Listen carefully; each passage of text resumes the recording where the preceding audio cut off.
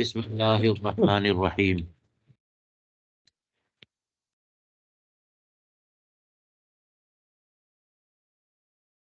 الاشباہ والنظائر میں اجارات کا بیان فرماتے ہیں اجر و نضح بیت الخلا لا یجب علی الموجر۔ بیت الخلا کی صفائی کی اجرت موجر پر واجب نہیں ہے۔ گھر مالک مکان نے اجارے پہ دے دیا تو اس کی صفائی وغیرہ یہ اس پر واجب نہیں ہے۔ تو بیت الخلا کا استعمال تو ہوگا نا، اس میں بھی گندگی ہے تو اس کی صفائی کی اجرت بھی موجر پر واجب نہیں ہے۔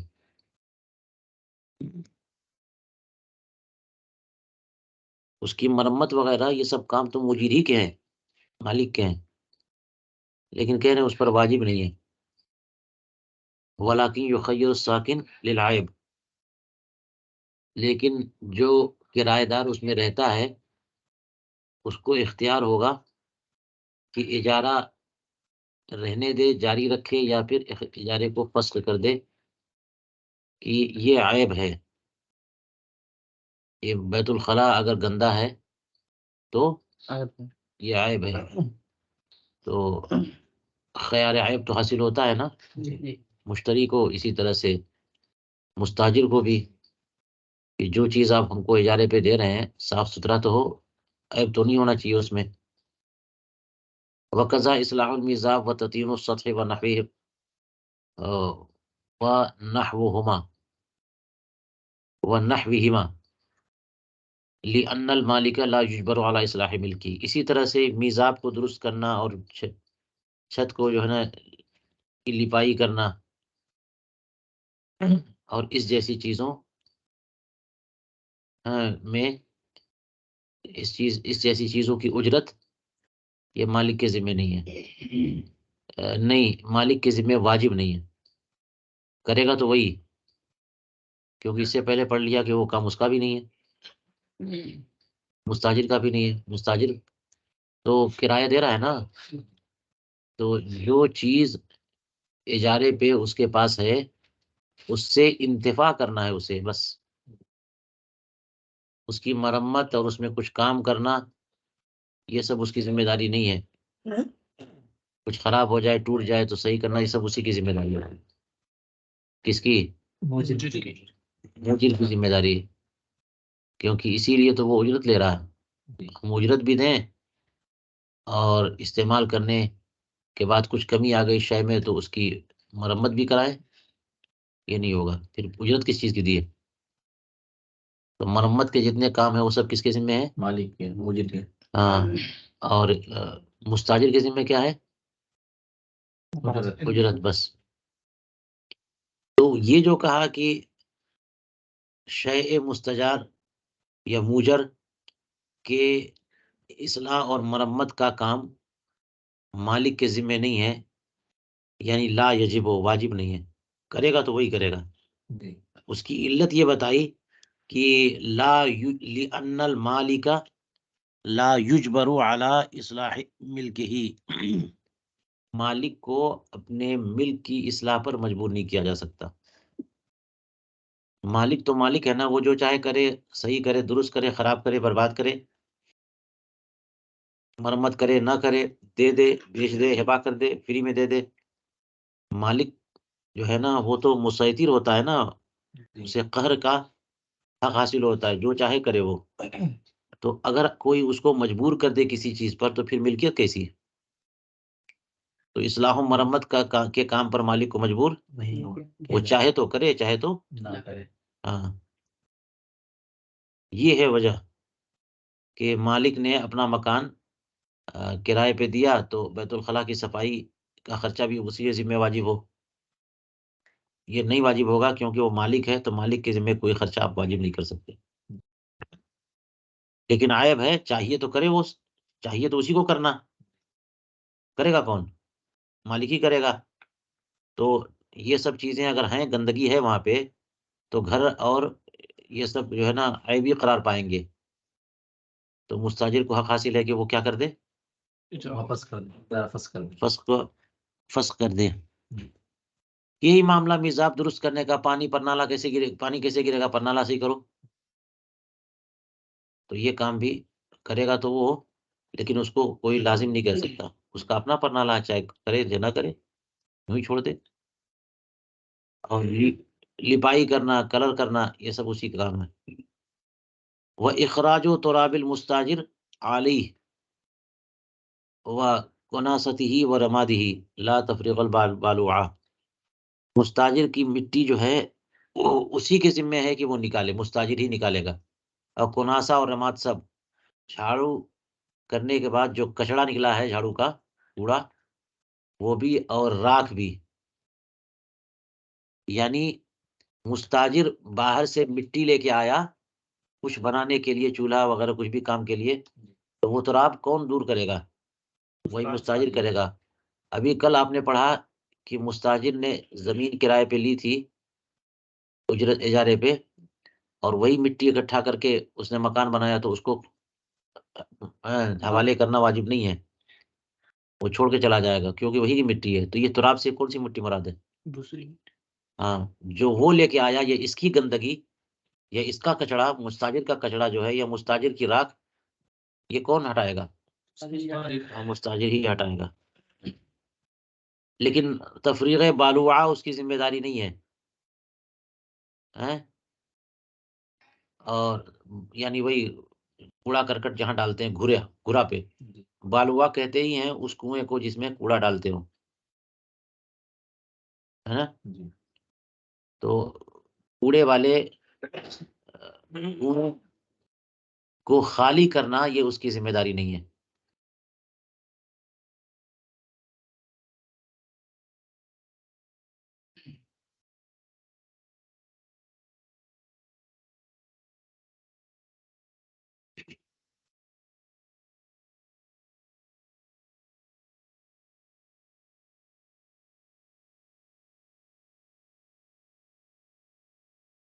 یہ جو سیاق چل رہا ہے اس سے تو یہ سمجھ میں آ رہا ہے کہ مستاجر کا ذکر آخر میں آیا تو مستاجر کی ذمہ داری نہیں ہے بالوا خالی کرنا، کہ کوڑا ڈال دی کہ وہی بغل ہی میں کنواں ہے اسی میں کوڑا ڈالا جاتا ہے، وہ بھی اسی کا ہے، مالک کا.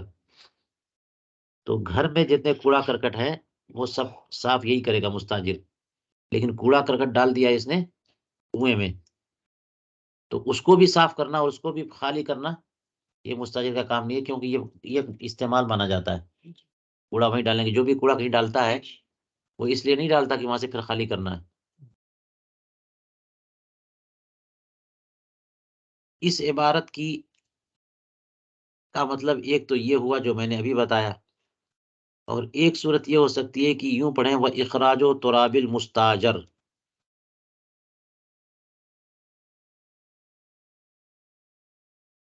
جی، اخراج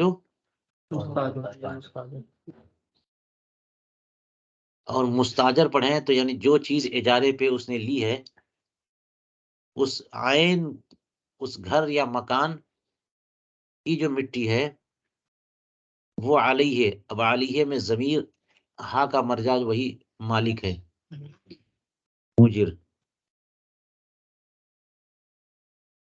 اصل میں آئی مکان مستاجر میں جو مٹی ہے وہ دے گا نا مکان، اس کو حوالے تو کرے گا، تو تسلیم موجر ذمہ داری ہے موجر کی.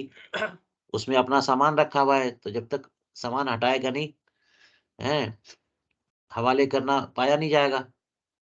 تو اسی طرح سے اس میں کوڑا کرکٹ ہے، گندگی ہے، راکھ ہے، مٹی ہے، تو یہ کون نکالے گا؟ مستاجر آگے نہیں نکالے گا، مجر ہی کی ذمہ داری ہے. ٹھیک ہے.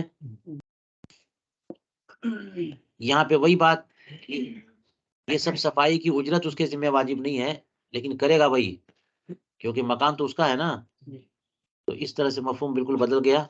لیکن مستاجر نہیں مراد، پھر بھی مستاجر اس تقدیر پر وہ اخراج و تراب المستاجر علی. ٹھیک ہے. لا تفریق البالوعہ، یہ جو تفریق بالوعہ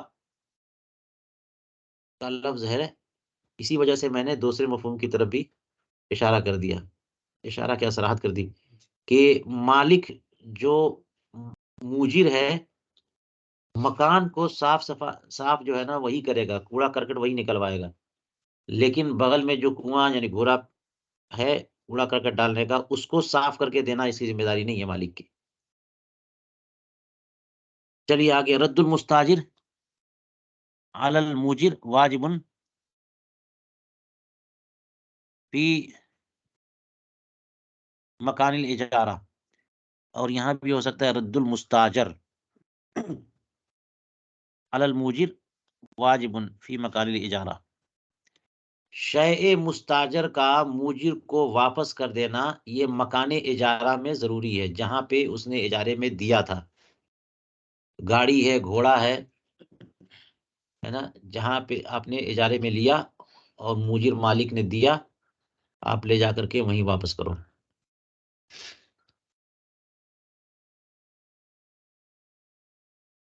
اور رد المستاجر ہے تو رد کا لفظ جو ہے وہ اپنے فاعل کی طرف مضاف ہے، نہ کہ مفعول کی طرف۔ یوں ہوگا کہ مستاجر موجر کو لوٹائے گا کہاں؟ موجر تک، شیء موجر کو لوٹائے گا مکان اجارہ میں، یہ ہو گیا۔ الصحیح ان الاجارۃ الاولی اذا انفسخت انفسخت الثانیہ، صحیح یہ ہے کہ پہلا اجارہ اگر فسخ ہو گیا تو دوسرا اجارہ بھی فسخ ہو جائے گا۔ اس کا مطلب کیا ہوا؟ ابھی آپ نے پڑھ لیا کہ کسی نے کوئی شے اجارے پہ دیا تو مستاجر پر لازم نہیں ہے کہ وہی استعمال کرے، کسی اور کو بھی وہ اجارے پہ، ہاں، اسی اپنے اصل مالک کو اجارے پہ نہیں دے سکتا، لیکن یہ کسی تیسرے بندے کو بھی اجارے پہ دے سکتا ہے۔ لیکن پہلا اجارہ اگر فسخ ہوگا تو یہ اجارہ بھی فسخ ہوگا، اس کو کہا الصحیح۔ اس کا مطلب یہاں پہ قول دوم بھی ہے کہ اگر اجارہ پہلا فسخ ہوا تو لازم نہیں کہ دوسرا فسخ ہو جائے، لیکن صحیح یہ ہے کہ اجارہ اولا جب فسخ ہو تو دوسرا بھی، ہاں۔ اب چلیے، الاجارۃ من المستاجر او مستاجرہ للموجر لا تصح ولا تنقض الاولی، یہ وہی بات ہے جو میں نے کہا کہ اجارہ مستاجر جو ہے اس چیز کو دوبارہ کسی کو اجارے پہ دے رہا ہے، لیکن کس کو دے رہا ہے؟ موجر کو ہی، یہ اجارہ صحیح نہیں نہ ہے، اسی کی بات ہو رہی۔ الاجارۃ من المستاجر للموجر، اور بیچ میں کہہ دیا او مستاجرہ، یعنی دو واسطوں سے۔ زید کا مکان بکر نے اجارے پہ لیا اور بکر نہیں رہتا ہے، اب بکر نے اٹھا کر کے خالد کو دے دیا اجارے پہ، تو جب وہ اجارے پہ رہ رہا تو اس پہ بھی لازم نہیں کہ وہی رہے، وہ کسی اور کو دے، تو خالد نے اٹھا کر کے زید کو دے دیا، ہاں، تو زید اپنے ہی مکان کو اجارے پہ لے رہا ہے اپنے مستاجر سے یا مستاجر کے مستاجر سے، تو موجر ہی کو اجارے پہ دے دینا یہ غلط ہے، ٹھیک ہے۔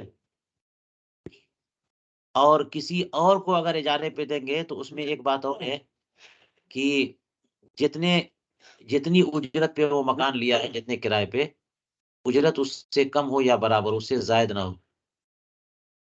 اس سے زائد ہو تو بھی حرام نہیں ہے، مگر تصدق کر دینا چاہیے، کراہت ہے اس میں، کیونکہ دوسرے کے مال سے آپ فائدہ اٹھا رہے ہو۔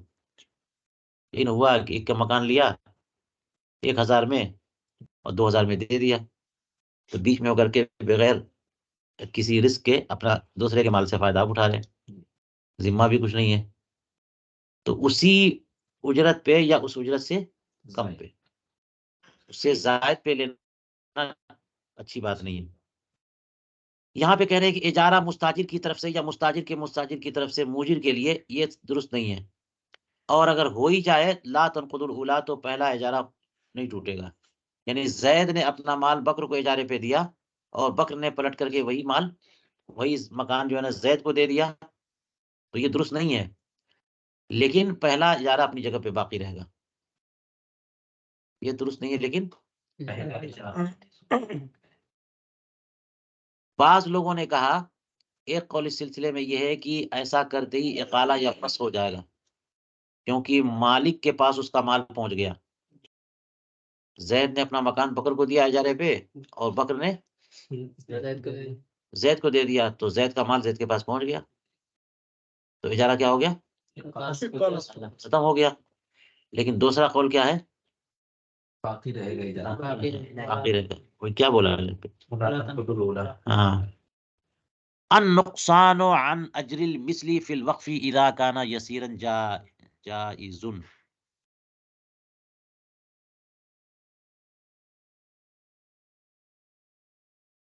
ٹھیک ہے، یہاں پہ جائزہ لکھ دیا ہے۔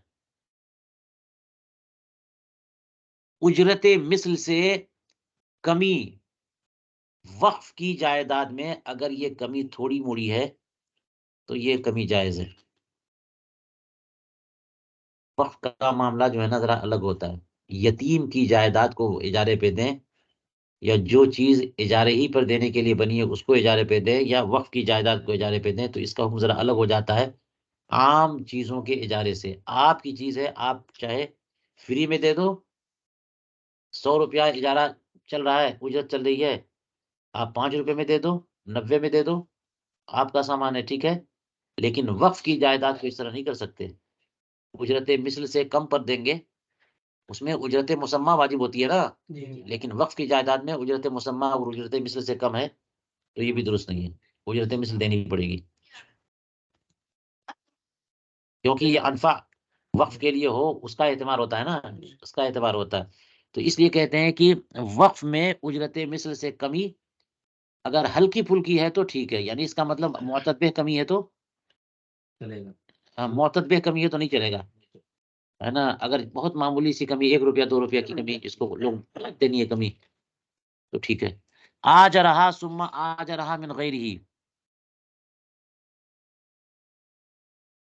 اس نے یعنی مالک نے مکان کو اجرت پہ دے دیا، اور پھر اس کے بعد کسی دوسرے کو اجرت پہ دے دیا۔ زید نے اپنا مکان بکر کو دیا اجرت پہ، اور پھر اس کے بعد خالد کو بھی اجرت پہ دے دیا، یعنی ایجاب و قبول ہو گیا۔ اب کیا ہوگا؟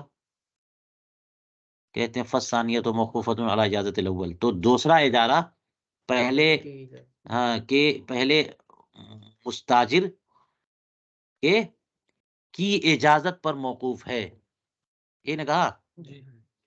اس کا مطلب یہ ہوا کہ پہلا اجارہ درست ہو گیا، دوسرا اجارہ موقوف ہو گیا۔ اجارہ کرنے کے معاملے میں یہ فضولی کے درجے میں ہو گیا، کیونکہ جس کے پاس اب مکان جانا چاہیے وہ اجارے پہ دے، یہ کس اجارے پہ دے گا؟ تو مالک نے کسی کو اجارے پہ دیا، اس کے بعد پھر کسی تیسرے کو اجارے پہ دے دیا، تو پہلا اجارہ درست ہے، دوسرا موقوف ہے، کس کی اجازت پہ؟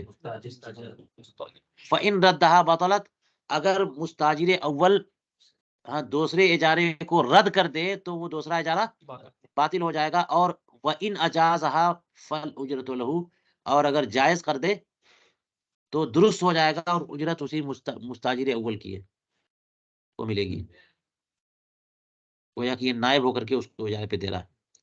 تو زید نے اپنا مکان بکر کو دیا، بکر نے خالد کو دیا، نہیں، بکر نے خالد کو دیا تو بکر کو اجرت ملے گی، اور وہ اجرت زید کو دے گا وہ۔ لیکن اگر زید نے بکر کو دیا اور اس کے بعد زید ہی نے اٹھا کے خالد کو دے دیا، تو بکر کی اجازت پر موقوف ہے، بکر نے اجازت دے دی تو دوسرا اجارہ بھی صحیح ہو گیا، لیکن اجارہ صحیح ہوا بکر کی طرف سے، اس لیے اجرت اسی کی۔ استاجرہ لعمل سنۃ فمضى نصفها بلا عمل فله الفسخ، 1 سال کے کام کے لیے اجرت پہ لی تھی، اور آدھا سال یعنی 6 مہینے گزر گئے بغیر کام کے، تو پھر فسخ کر سکتا ہے۔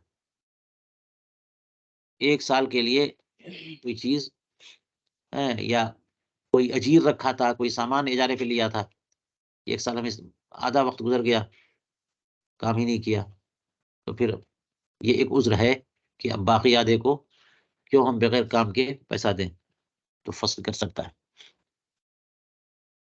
تنفسخ الاجارۃ بموت الموجر العاقد لنفسه الا لضرورۃ، یہاں پر ایک بات یہ سمجھنے کی ہے کہ موجر یا مستاجر دونوں میں سے کسی ایک کا انتقال ہو جائے تو اجارہ فاسد ہو جاتا ہے، ختم ہو جاتا ہے۔ جی اجارہ اس میں تو ملکیت اسی کی رہتی ہے نا، مالک کی، تو اجارہ ایک رواں دواں عقد ہے۔ جی تو ابھی اجارے ہی کی صورتحال تھی کہ موجر کا انتقال ہو گیا یا مستاجر کا انتقال ہو گیا تو اجارہ ختم ہے۔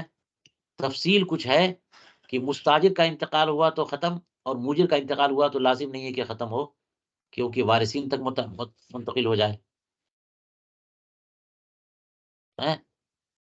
وہ اجارہ کس کی تک منتقل ہو جائے، یعنی مطالب اب وارثین ہوں گے، یا نفع اس کا یا اجرت جائے گی کس کو، وارثین کو جائے گی۔ تو بہرحال یہ بات ہے کہ یہی عاقدین ہے نا، یہی جب دونوں عاقد ہیں دونوں، تو ان میں سے کوئی نہیں رہا تو عقد ختم، ایک رکنی فوت ہو گیا۔ تو وہی کہا کہ موجر کی موت سے اجارہ کیا ہوتا ہے، لیکن وہ موجر جو کہ اپنے لیے عقد کرے،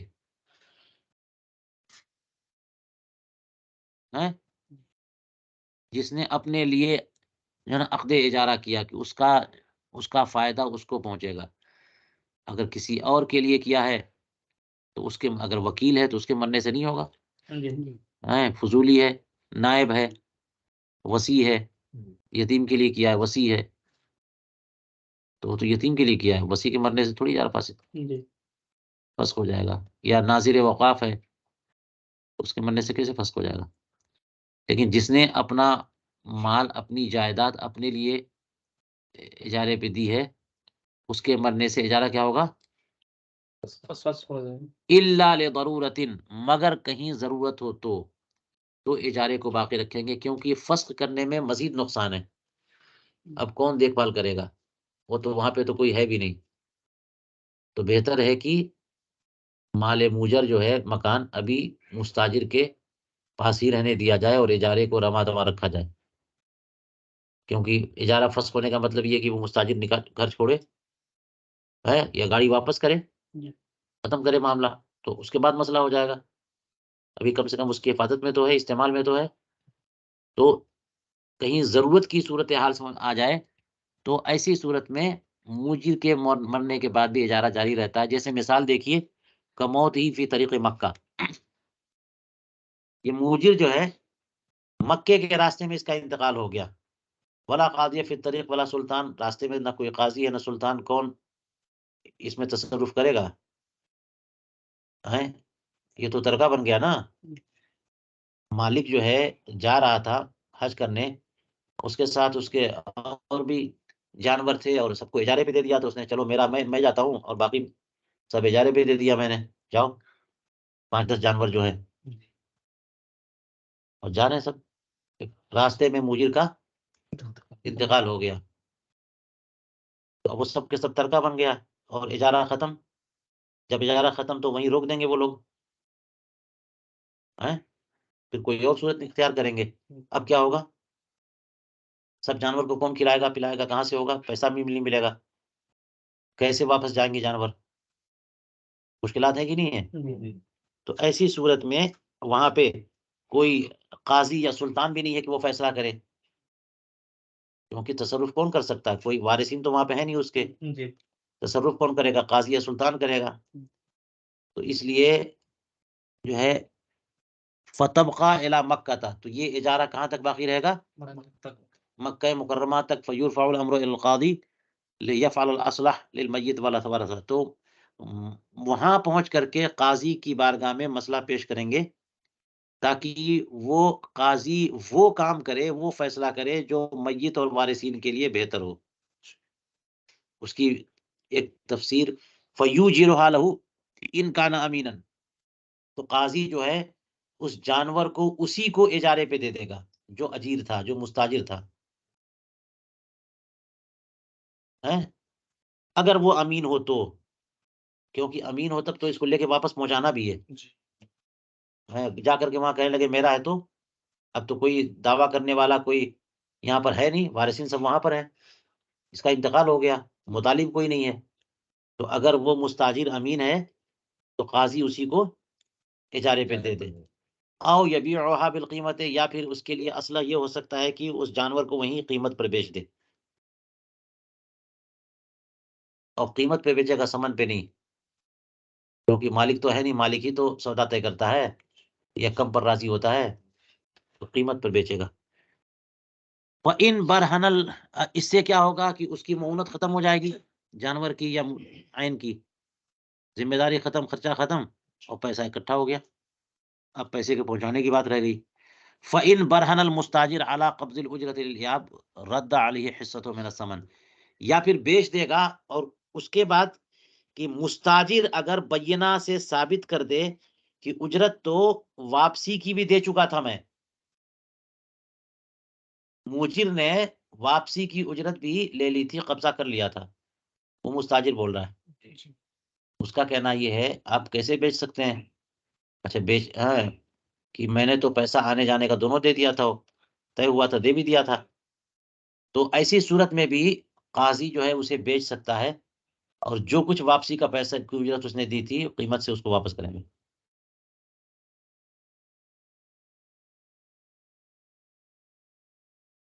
رد علیہ حصۃ من الثمن، تو سمن سے اس کا حصہ جتنا بنتا ہے، واپسی کی اجرت جو دے دیا تھا اس نے، قاضی لوٹائے گا. یہاں پر فَإِن برہن المستاجر کہہ رہے ہیں جی، جو اس کے جانور کو کسی نے اجرت پہ لیا تھا، تو وہ بینہ قائم کرے گا، تو کہتے ہیں وہ تقبل البینۃ ہنا بلا خصم، یہاں پر بینہ بلا خصم بھی قبول کر لیں گے. یہ ایک بات ہوئی کہ ایک مدعی اور ایک خصم ہو تب تو جا کے بینہ کی باری آتی ہے.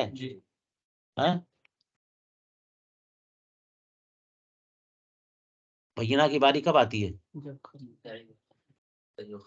ہاں، تو ہوتی اسی تبھی تو بینہ قائم کریں گے، خصم ہو ہی نہیں تو بینہ قائم کس لیے کریں گے؟ اسی لیے تو قائم کرتے ہیں بینہ، کہ بینہ قبول ہو جائے تو اس کے اوپر لازم آئے، وہاں پہ کوئی ہے ہی نہیں تو کس پہ لازم کریں گے؟ تو خصم کے بغیر بینہ کا کیا مطلب ہے؟ یہاں تو خصم نہیں ہے، مالک جو ہے اس کا انتقال ہو گیا، مستاجر جو ہے وہی مدعی ہے، وہ کہہ رہا ہے کہ میں نے تو جو ہے وہ کرایہ واپسی کا بھی دے دیا تھا، تو یہ اس کا دعویٰ ہوا. کس پر دعویٰ ہے؟ میت پر.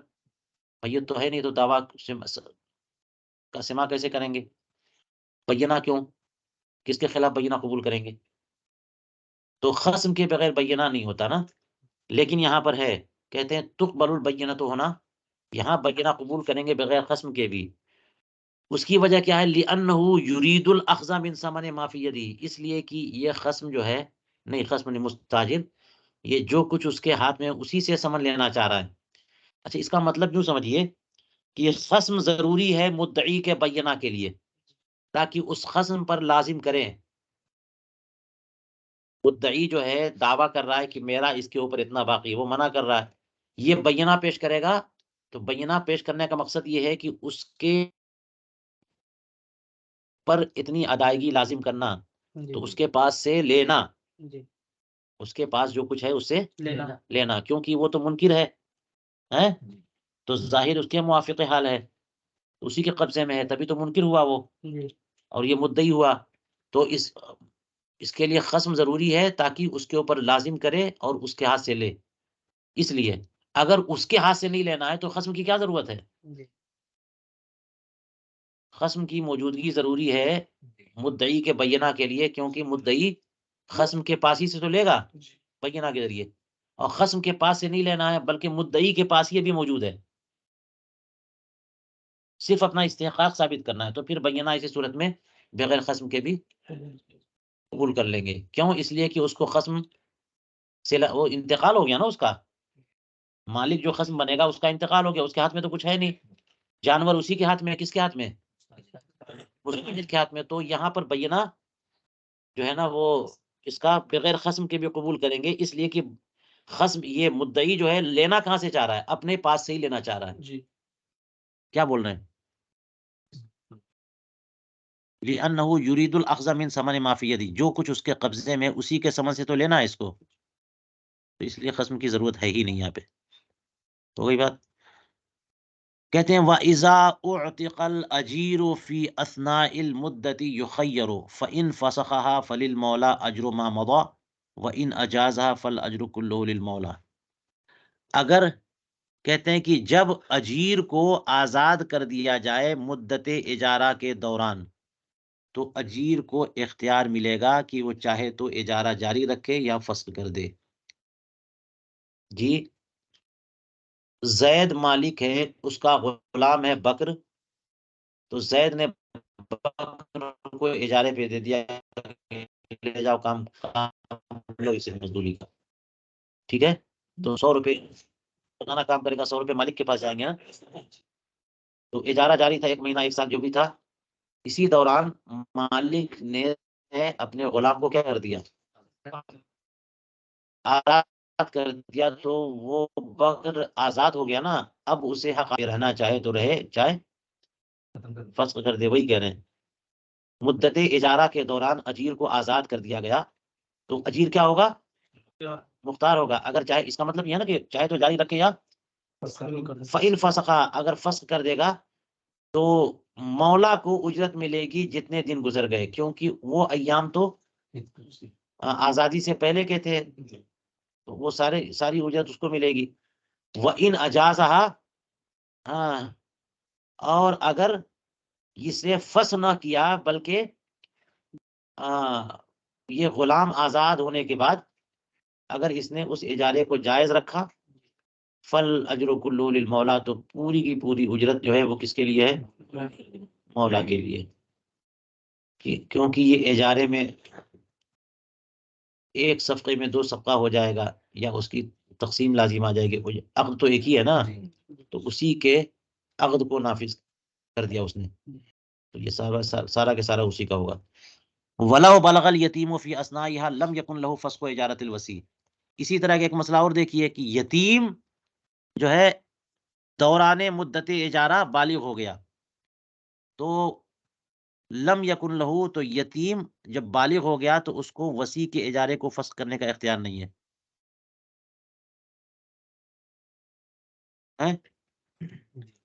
یتیم کی کوئی جائیداد، اس کا مطلب یہ ہے یتیم کی کوئی جائیداد تھی، وصی کو حق حاصل ہے نا تصرف کا، جو اس کے لیے انفع ہو، تو وصی نے یتیم کے مکان کو کرائے پہ دے دیا 2 سال 5 سال کے لیے، اور اسی دوران یتیم کیا ہو گیا،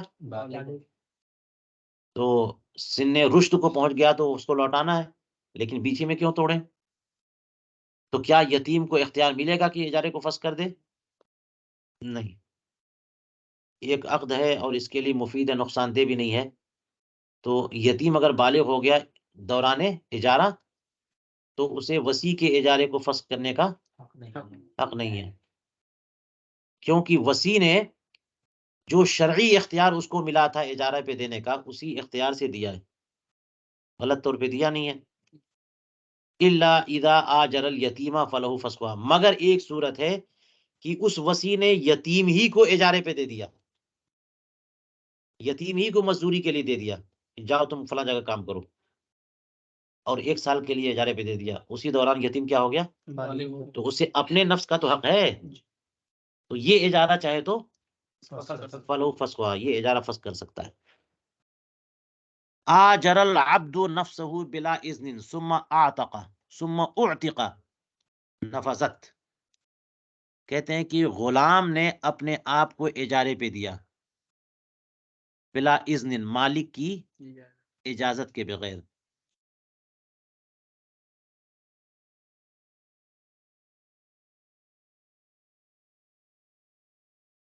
اب معاملہ یہ ہے کہ غلام تو اتنا حق نہیں رکھتا نا کہ وہ اجارے کا معاملات کرے.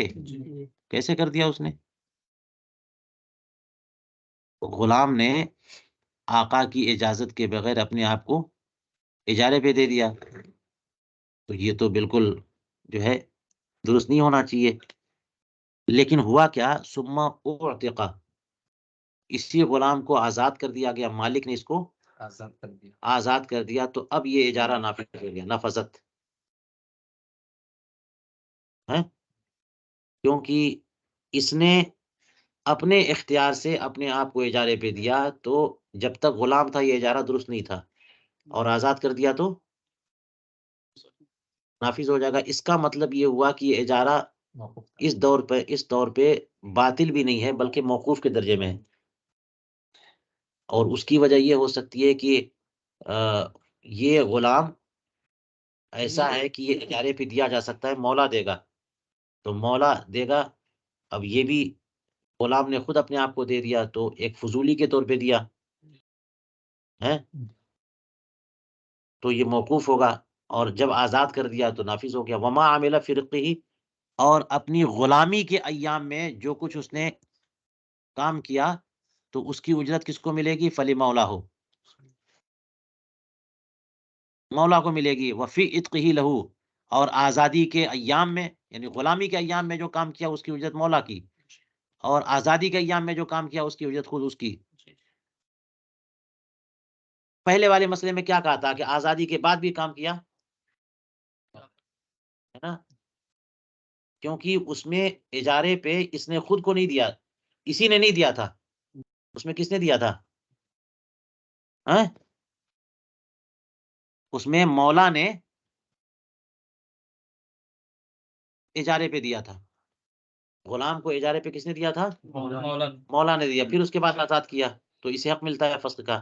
یہاں پر غلام نے خود اپنے آپ کو اجارے پہ دیا اور اس کے بعد آزاد ہوا، تو یہ مطالب یہ خود ہوگا، ذمہ دار خود ہے۔ تو غلامی کے ایام میں جو کام کیا وہ اجرت گئی مالک کے پاس، مالک کی ہوگی، اور آزادی کے بعد جو کام کرے گا لہو۔ لیکن اس نے آقا کی اجازت کے بغیر اپنے آپ کو اجارے پہ دے دیا تھا، اس کا کیا ہوگا؟ تو کہتے ہیں وَلَوْ مَاتَ فِي خِدْمَتِهِ قَبْلَ عِتْقِهِ زَمَنَهُ، اگر اپنے مستاجر کی خدمت میں یہ مر جائے آزادی سے پہلے تو یہ ضامن ہوگا۔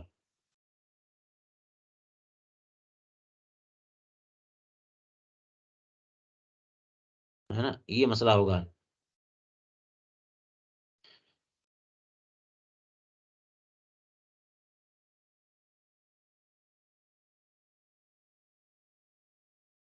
کیونکہ آقا نے تو نہیں دیا، اسی نے دیا ہے، اور اجازت بھی نہیں تھی آقا کی، اور آزادی سے پہلے اپنے مستاجر کی خدمت میں کام کرتے ہوئے اس کا یہ مر گیا، تو پھر اس کی طرف سے اجازت نہیں تھی تو ذمہ اس کا آئے گا، اور واضح یہ ہے، ظاہر یہ ہے کہ یہ ذمہ جائے گا کیونکہ یہ تو غلام ہے اور غلامی کے ایام میں مر گیا، تو پھر اس کا مستاجر اس کا ضامن ہوگا۔ چلیے کہتے ہیں مرض العبد و اباقہ و سرقۃ عذر للمستاجر فی فسخها، غلام کی بیماری، اس کا اباق، اس کا سرقہ، یہ سب کے سب عذر ہے مستاجر کے لیے۔ مستاجر چاہے فی فسخها فسخ کر دے، کوئی چیز عیبی ہو تو خیار عیب تو ملتا ہے نا، تو کیا کیا چیز عیب ہیں دیکھ لیجئے، یہ عذر ہے۔ غلام جس کو اجرت پہ لیا ہے، اجیر بنایا ہے، وہ بیمار ہے یا بھگوڑا ہے، بھاگ جاتا ہے وہ، یا چور ہے، تو مستاجر کیا کر سکتا ہے؟ وَقَذَا إِذَا كَانَ عَمَلُهُ فَاسِدًا، یوں ہی اگر اجیر جو غلام ہے وہ خراب کام کرتا ہے، بگاڑ دیتا ہے، تو بھی لا عدم حسقہ، اس کا ماہر نہ ہونا یہ عذر نہیں ہے۔ غلام ہے نا، کہاں ماہر ہوگا، مزدوری دو، کام دو۔ داخل الخانی وداخل الحمام وساکن المعدی للاستغلال الغصبہ لم يصدق، کہتے ہیں کہ خان کا نازل یعنی مسافر خانے میں، سرائے میں جو اترے اور حمام میں جو گیا، اور اسی طرح سے کوئی ایسی جگہ جو تملک کے لیے تیار کی گئی ہے نا، کرائے پہ دینے کے لیے تیار نہیں کی گئی بلکہ رہنے کے لیے، وہاں پہ اس کو اس کا مالک بننے کے لیے جو چیز جگہ تیار کی گئی، وہاں کا رہنے والا اگر یہ دعویٰ کرے کہ یہ چیز غصب کر دی گئی، ادعا فعل ہے، اور یہ وہاں سے تک اپنے تمام معطوفات کے ساتھ فاعل، اور الغصبہ، تو ان لوگوں نے غصب کا دعویٰ کیا کہ ہاں یہ چیز تو غصب کے معنی میں پڑھا نا آپ نے، کہ اگر جو چیز اجارے پہ لی ہے وہ غصب ہو جائے کہ جس سے اب مستاجر اس سے انتفاع نہ کر سکے تو اجرت ہوگی، اجارہ ختم ہو جائے گا نا. بتایا تھا وہاں پہ مگر یہ کہ غاصب کو وہاں سے ہٹا سکے یا اس چیز کو اس جگہ کو اس جگہ پر دوبارہ قبضہ کر سکے، اس کو غاصب کے قبضے سے چھڑا سکے، یعنی انتفاع کی صورت ہو، تمکن میں انتفاع ہو. تو غاصب نے اگر قبضہ کر لیا تو اجارہ نہیں ہے، تو اجرت نہیں ہوگی. ٹھیک ہے. تو یہ کس نے کیا؟ اترنے والے نے، مہمان ہے وہ اترے اور کہنے لگ گئے، دعویٰ کیا کہ تو میرے اوپر جو ہے نا اجرت نہیں ہے کیونکہ یہ تو غصب کر لیا گیا، سرائے کمرئی پہ کوئی اور آ گیا تھا. حمام میں جو گیا ہے وہ شخص وہ کہہ رہا ہے کہ حمام کو غصب کر لیا گیا تھا، یا جو چیز رہنے کے لیے بنائی گئی ہے وہاں رہنے والا کہا ہے کہ یہ پہ تو غصب ہو گیا تھا. تو ان لوگوں کی بات نہیں مانیں گے. ان لوگوں کی وجہ یہ ہے کہ اس طرح کی چیزوں کا غصب نہیں ہوتا. عام طور پہ کوئی بھی آ کے رہ لیتا ہے، کوئی بھی حمام میں چلا جاتا ہے، کیوں کوئی غصب کرے گا؟ یہ وجہ ہو سکتی ہے. تو یہ لوگ اگر دعویٰ کریں گے غصب کا تو لم یصدق. ہاں آگے کیا ہے؟ ہاں یہاں پہ الا ان اوجب کہا، والاجر واجب، یہ نہیں ٹھیک، وہی ہوگا. ہاں الا اوجب کی بجائے والاجر واجب.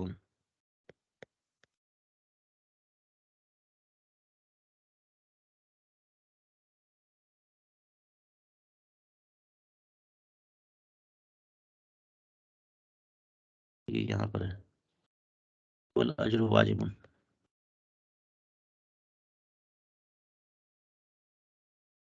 تو ظاہر ہے کہ یہ بول رہے ہیں کہ جس میں آپ نے ہمیں اتارا ہے وہ تو غصب ہو گیا، تو ان کی بات نہیں مانی جائے گی. جب نہیں مانی جائے گی اس کا مطلب یہ کہ اجارہ درست ہے تو اجر واجب ہوگا کہ نہیں، اجرت دینی ہوگی. آگے کہتے ہیں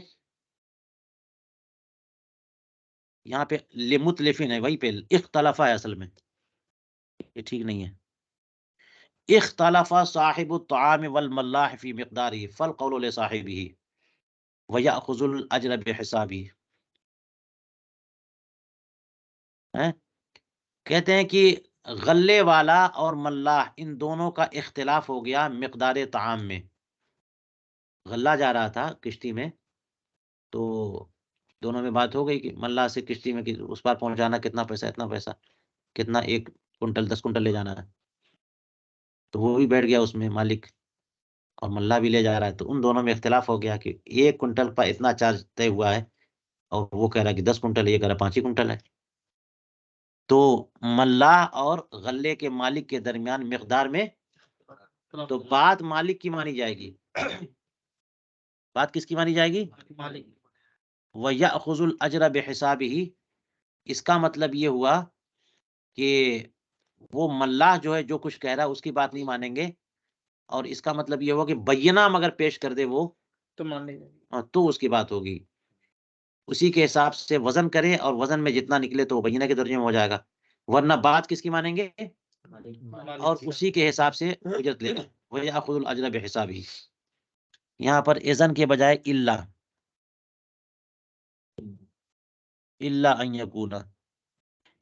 یکون الاجر مسلما لہ، مگر یہ کہ غلے کے مالک نے اجرت جو ہے وہ ملا کو دے دی تھی. جب ملا کو اگر وہ دے دے گا ہے نا کشتی بان کو، تو ایسی صورت میں اب تو وہ چیز اس کے پاس آ گئی نا، تو وہ مدعی نہیں ہوا بلکہ وہ منکر ہو گیا. وہ کیا ہو گیا؟ ہاں وہ مدعی نہیں. اس کے ہاتھ میں کچھ نہیں تھا. اگر دے چکے اجرت دے چکے تو وہ مدعی نہیں رہا، منکر ہو گیا. تو اب بات اس کی مانی جائے گی، منکر کی، مگر یہ کہ مدعی بینہ پیش کرے. اختلافا فی کونہا مشغولۃ و فارغۃ. اختلاف کی صورت کا بیان چل رہا ہے دونوں میں، یعنی موجر اور مستاجر میں اختلاف ہوا کہ جس جگہ کا اجارہ ہوا ہے وہ اس حالت میں ہوا ہے کہ وہ جگہ مشغول تھی یا پھر فارغ تھی. ہیں مستاجر کہہ رہا ہے کہ وہ جگہ فارغ تھی، اور یہ مجیر کہہ رہا ہے کہ مشغول تھی. وہ کہہ رہا فارغ تھی، اب جا کے آ گئی، ہٹائیے آپ. مجیر کہہ رہا، مالک کہہ رہا کہ نہیں، یہ اس جگہ پہ سامان تھا اور باقی حصے کا اجارہ ہوا تھا. تو دونوں میں اختلاف ہو گیا، مشغول ہونے میں یا فارغ ہونے میں. حکم الحال، تو حال کو حاکم بنایا جائے گا. جو موجودہ پوزیشن ہے وہ دیکھیں، اگر فارغ ہے تو مان لیں گے فارغ اجارہ ہوا تھا، اور مشغول ہے تو مشغول اجارہ ہوا تھا.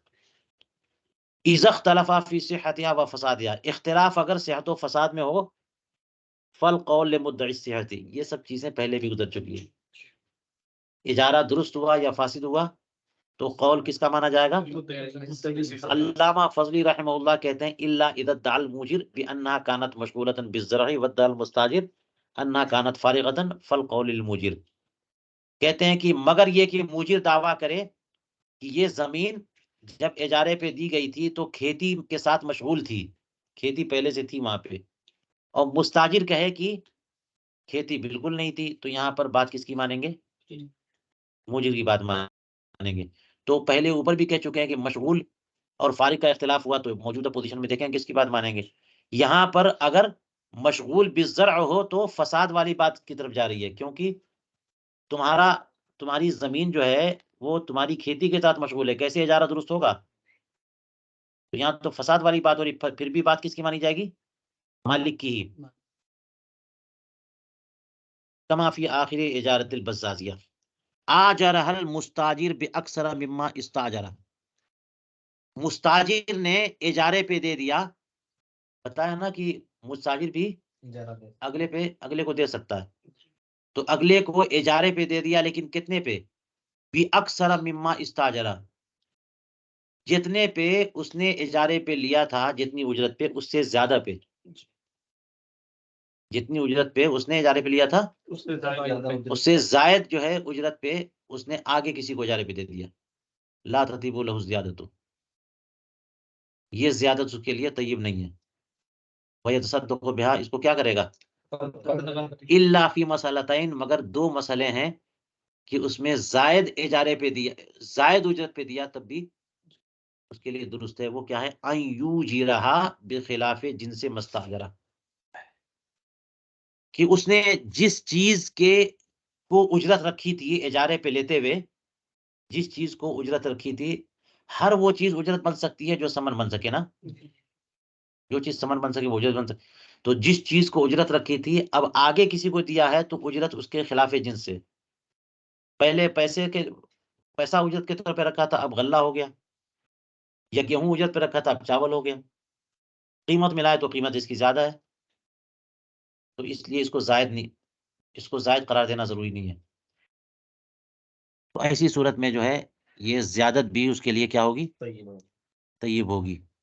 وَأَن يَعْمَلَ بِهَا عَمَلًا، دوسری صورت کیا ہے؟ زائد اجرت پہ رکھے دے تو بھی جائز ہے. وہ کیا ہے؟ کہ اس میں کوئی ایسا کام کر دے جو زیادت مانے، جیسے تعمیر کر دیا. زمین جو ہے مستاجر نے اجارے پہ لی اور وہاں پہ ایک مکان بنایا، اب زمین اور مکان دونوں اجارے پہ دے دیا تو زیادہ جائے گا نا کرایہ. یہ بھی صورت ہے، یعنی اس نے کوئی ایسا، مستاجر نے کوئی ایسا کام کر دیا کہ جو اس کے ساتھ متصل ہو گیا کام، اور اس میں زیادت ہو، صرف صفائی ستھرائی نہیں، کچھ انتظام کر دیا ہے نا، کوئی ایسا کام کر دیا تو پھر آگے کسی کو دے گا تو یہ درست ہے. جیسے کہ بزاتیہ میں اختلافا فی الخشب والآجر والغلق والمیزاب فالقول لصاحب الدار الا فی اللبن الموضوع والباب والآجر والجس والجزع الموضوع فإنه للمستاجر. ایک اور اختلاف دیکھیے، یہ مستاجر اور موجر کے درمیان کیا ہوا؟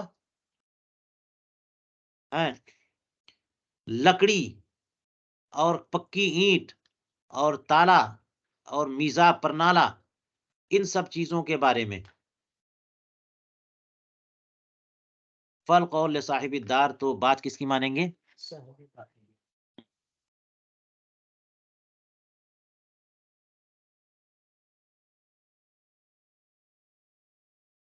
اصل میں کوئی ایسی چیز جو مکان سے متصل باتصال قرار ہو تو وہ صاحب مکان کی ہے، مالک کی ہے، تو اس میں بات مالک کی ہی مانتے ہیں، ہے نا؟ وہی قسم کے درجے میں ہوتا ہے تو اسی کی بات مان. میزاب ایسا تھا، نہیں تھا، خراب تھا، گڑبڑ تھا، اس نے کہا صحیح تھا، تو اس میزاب کے بارے میں جو بات اختلاف ہوا تو بات کس کی مانیں گے؟ ہاں. اور کوئی ایسی چیز ہے جو متصل باتصال قرار نہ ہو، رکھی ہوئی ہے چیز بس. تو شہتیر ہے، بیم ہے، دروازہ لگا ہوا ہے، جو تالا اس میں لگا ہوا فکس ہے، ان سب چیزوں کے بارے میں اختلاف ہوا تو بات کس کی مانیں گے؟ صاحب دار کی. اور لبن موضوع، وہ کچی اینٹ جو رکھی ہوئی ہے، دروازہ یا پکی اینٹ، اور سب کے لیے آگے الموضوع کہا، رکھی ہوئی اینٹ ہے یا گچ ہے یا شہتیر ہے جو رکھی ہوئی ہے، اس سب چیزوں کے بارے میں اختلاف ہوا تو بات کس کی مانیں گے؟ مستاجر کی. واللہ تعالی اعلم بالصواب.